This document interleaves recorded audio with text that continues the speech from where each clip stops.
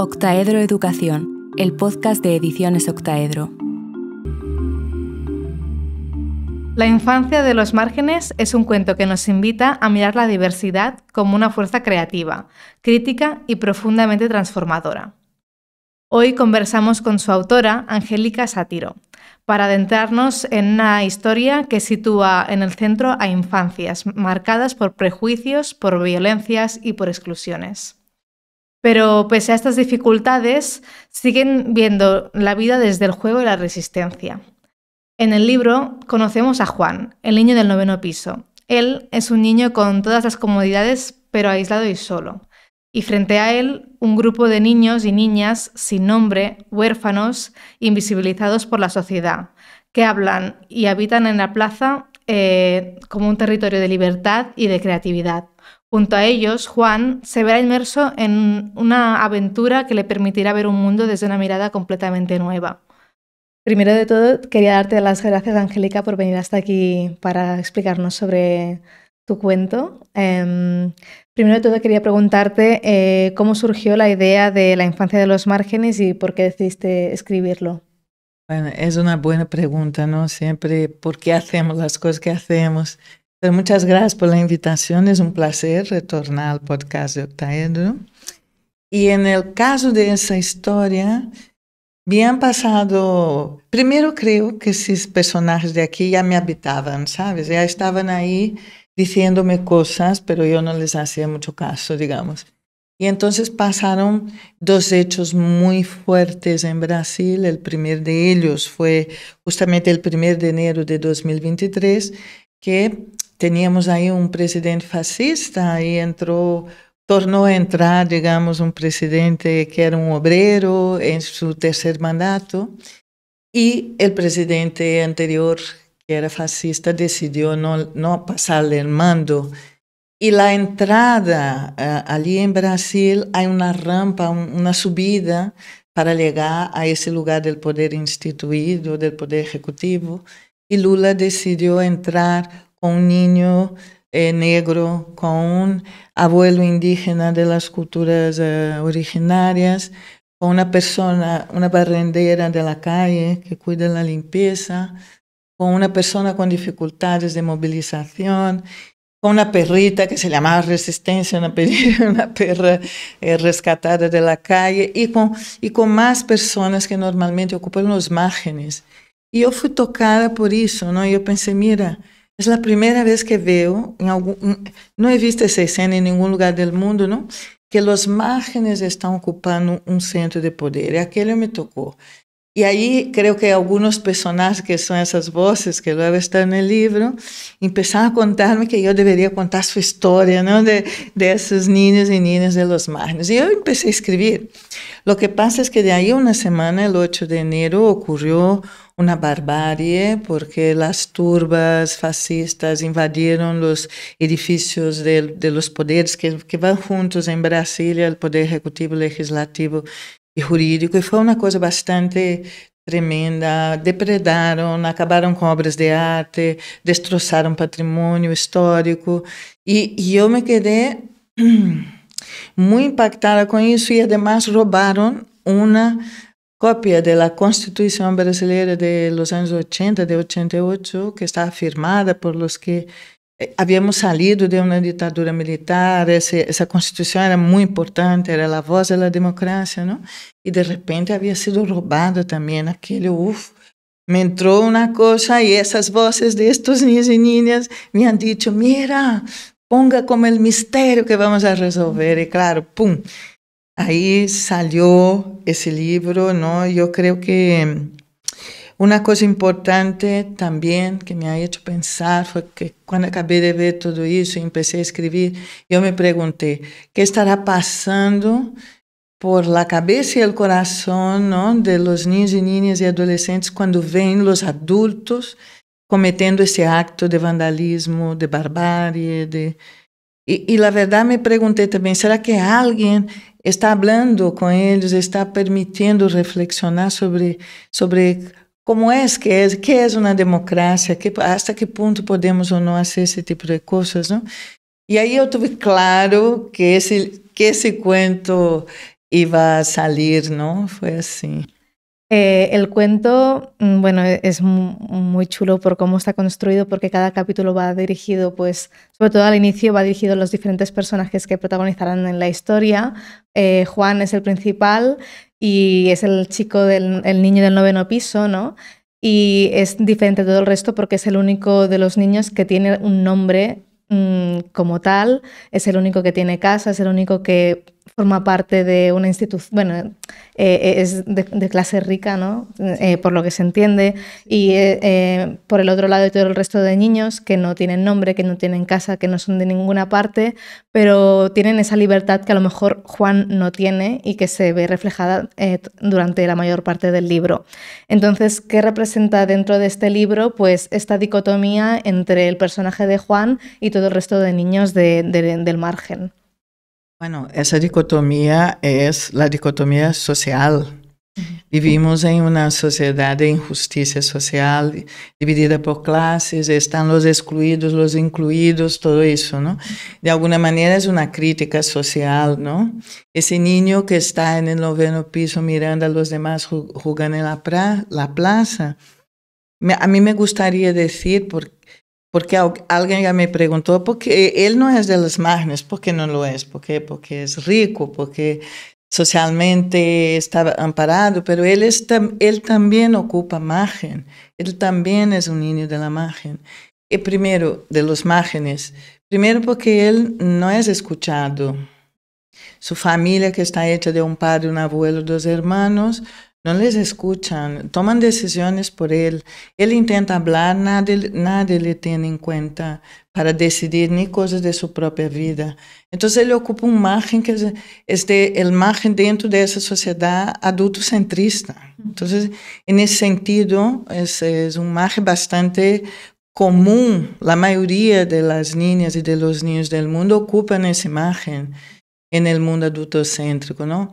Y por otro lado, él es un niño que es huérfano de madre y además es huérfano de una sensibilidad femenina que él no tiene cabida en aquel mundo de él, ¿no? Y eso también es un margen y también es una orfandad, digamos, que es un tema que atraviesa todo el cuento. Y por otro lado, él es un niño que no sabe jugar. Puedes imaginar un margen peor que ese.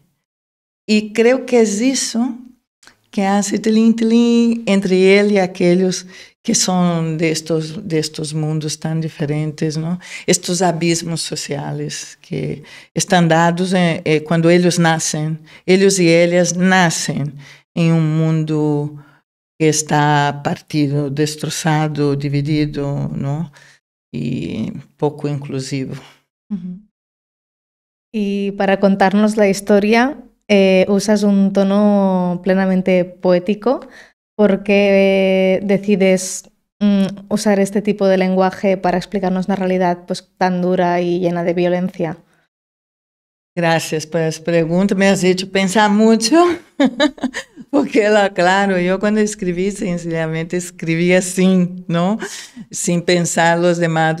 No fue una escritura técnica que yo pusiera tal metáfora para causar tal, no sé qué. No fue así, fue como yo he sido tomada, ¿no? Por esas cosas que expliqué que me han hecho escribir el cuento.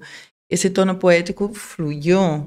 Lo que pasa es que con tu pregunta para mí fue importante porque me hizo pensar primero en el propio origen etimológico de la palabra poesía, que es poiesis, es una palabra griega que significa creación, ¿no? Entonces, el tono poético ayuda a crear, a transformar esa vida dura, digamos, de los protagonistas, ¿no?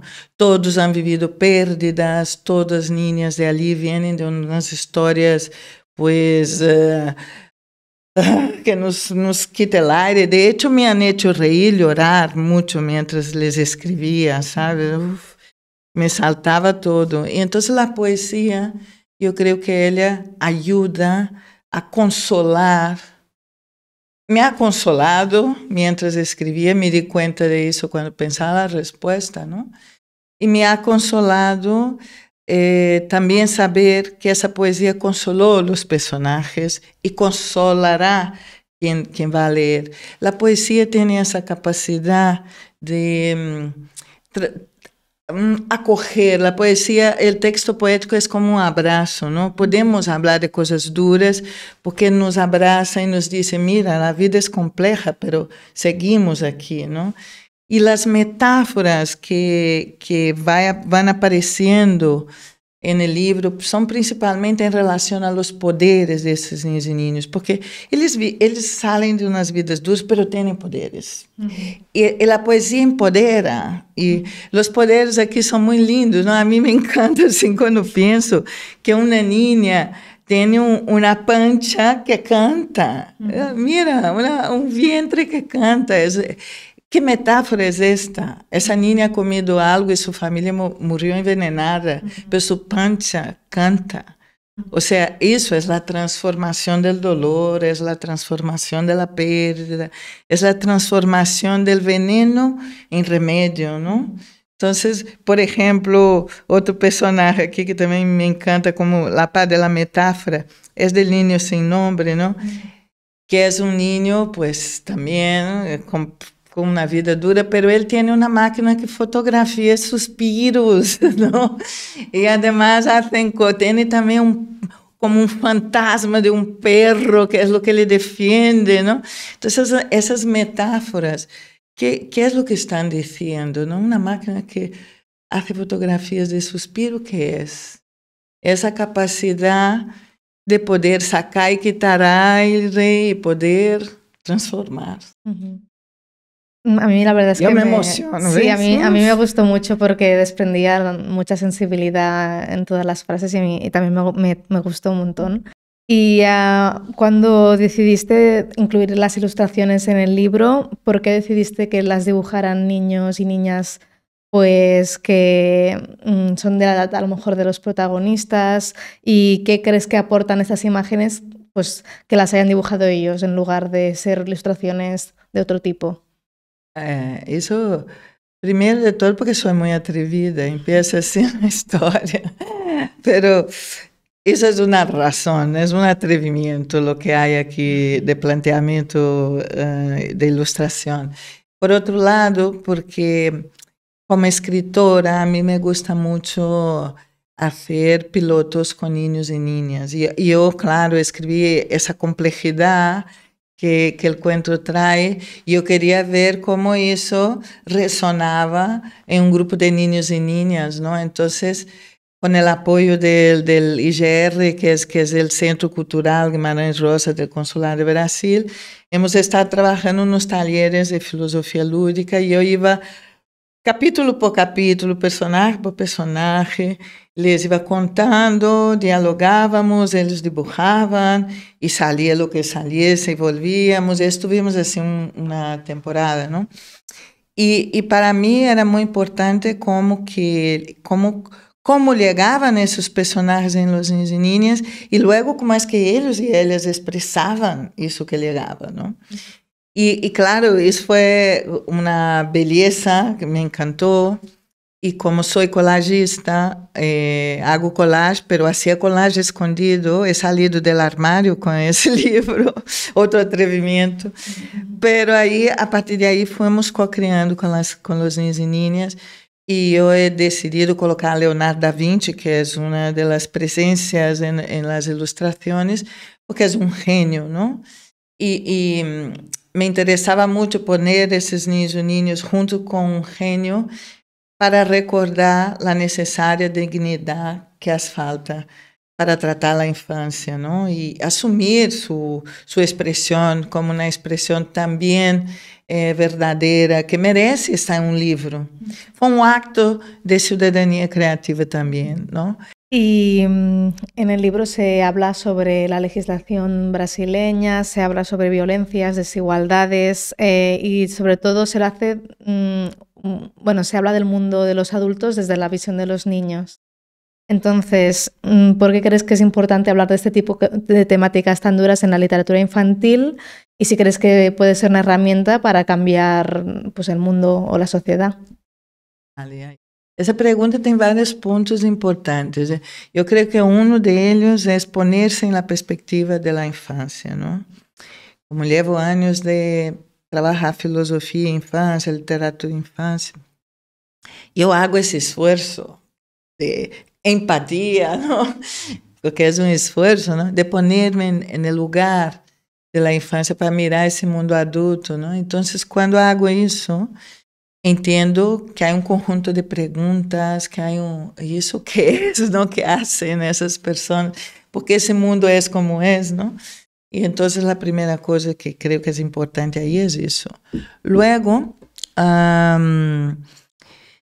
eu decía da estética Disney, não? Que acaba transformando muitos de los livros em digeribles. E há uma ideia equivocada de que a literatura infantil tem que ser fácil, tem que ser de cositas, monas, todo tem que acabar bem, os finales têm que ser felizes, os personagens não podem chorar, não se pode falar de morte, não se pode falar de dolor, não se pode... Todo isso é uma mentira. E, además, não ajudamos a los niños e as niñas se les ocultamos a complexidade de estar vivo, não? Então, para mim, é uma postura que tenho em relação à própria literatura. E, para mim, não deveria nem chamar literatura infantil, é literatura. Os niños e as niñas são pessoas que estão no mesmo mundo complexo que os adultos, não? E, por isso, os outros cuentos que tenho também falam dessas coisas de morte, de dolor, de crescer, de não saber o que fazer com a vida, ou seja, de la vida mesma, ¿sabes? É uma questão de dar a oportunidade de que os niños e niñas puedan ler histórias de la vida misma.